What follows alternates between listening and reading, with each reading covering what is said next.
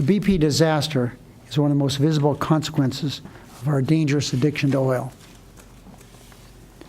But this country needed a clean energy policy even before the oil rig blew up this past Earth Day.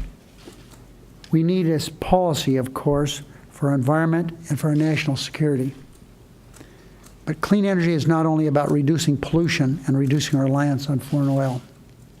We need it because it's one of the best ways to make our economic recovery permanent. That's what this legislation does. It saves consumers money, about $1 billion a year over the next 10 years, by cutting energy costs and giving them incentives to make their homes more energy efficient. And these energy savings can range from 10 to 40% of their home energy bills.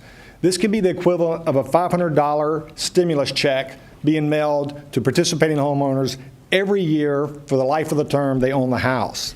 And it creates jobs. Coming from Michigan, I see this very much as a jobs issue, and I see this bill very much as a jobs issue, creating hundreds of thousands of jobs in energy efficiency products, and those who will be paid to implement, to install those products.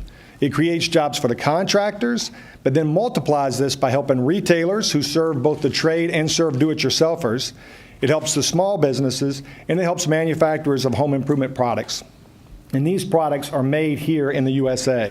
And this bill changes the law to make it crystal clear that polluters, not the taxpayers, are going to be held responsible for cleaning up the Gulf. We believe in a simple proposition. It's a proposition we all learned growing up, Mr. Leader, which is that if you mess up, you clean up. And this is basically the provision where the polluter pays. And in the context of oil, it is about having those, in this case BP, who was responsible for the incredible damage done in the Gulf, a damage that still, while we see some success in the capping of the well and moving forward and some of the cleanup, will be with us for years. And so the proposition is those who create the pollution have to pay for it instead of the taxpayers.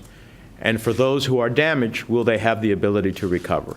It's been 30 years since we've amended our offshore energy law, our offshore drilling laws. It's time to plug the leaks in the law.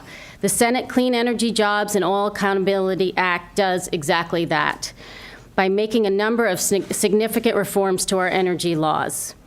It abolishes the MMS and creates new bureaus that will be appointed by the President and confirmed by the Senate. It eliminates the cap on liability, which means taxpayers won't pay for oil spills and won't be stuck paying the bill.